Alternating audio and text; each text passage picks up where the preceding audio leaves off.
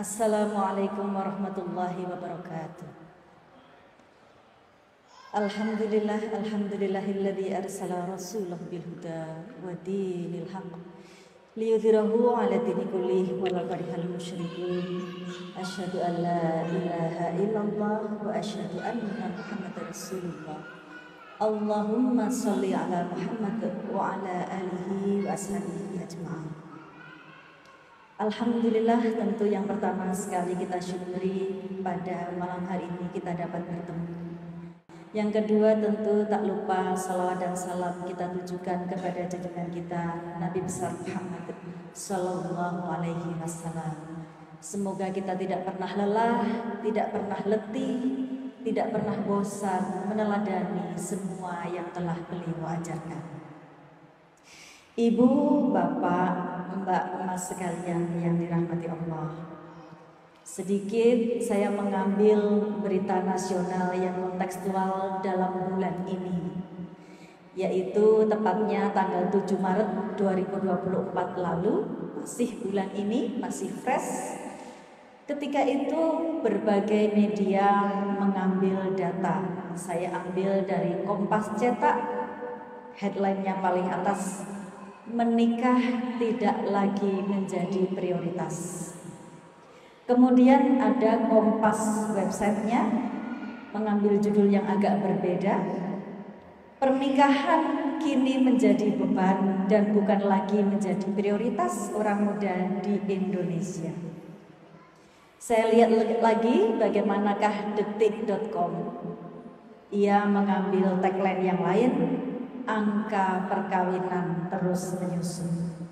Itulah fakta yang kita peroleh pada bulan ini, bahwa di Indonesia itu angka pernikahan ternyata turun dan turun, sementara angka manusianya, jumlah orangnya naik. Nah, kalau kita melihat data BPS memang begitu.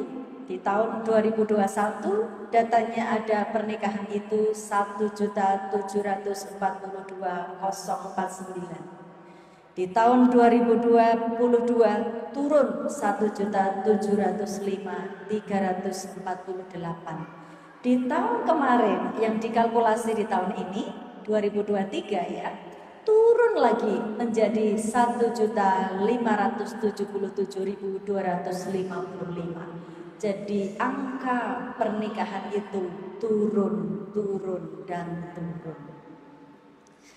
Ibu bapak yang dirahmati Allah, kenapa ya bisa begitu?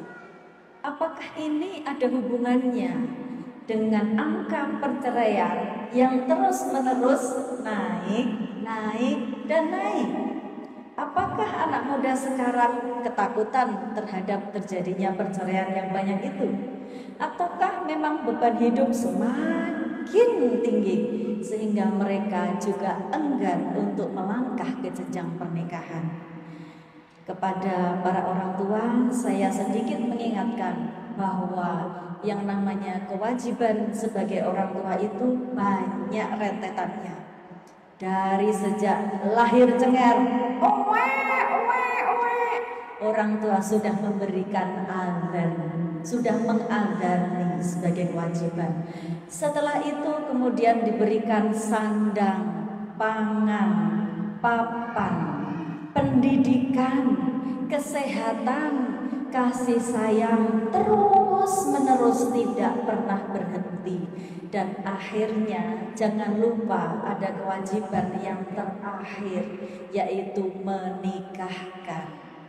Menikahkan itu bukan berarti kemudian ada uang lalu kita menyelenggarakan resepsi, tetapi juga bagaimana memilihkan kriteria pasangan-pasangan anak-anak kita supaya sesuai dengan kondisi segala sesuatu yang ada pada anak kita atau sekufu. Kepada anak-anak muda ini, karena di kampus ya banyak mbak-mbak, mas-mas yang menjalani kehidupan di kampus di Unisa ini, saya juga menyampaikan bahwa yang namanya menikah itu adalah menyempurnakan separuh dari agama.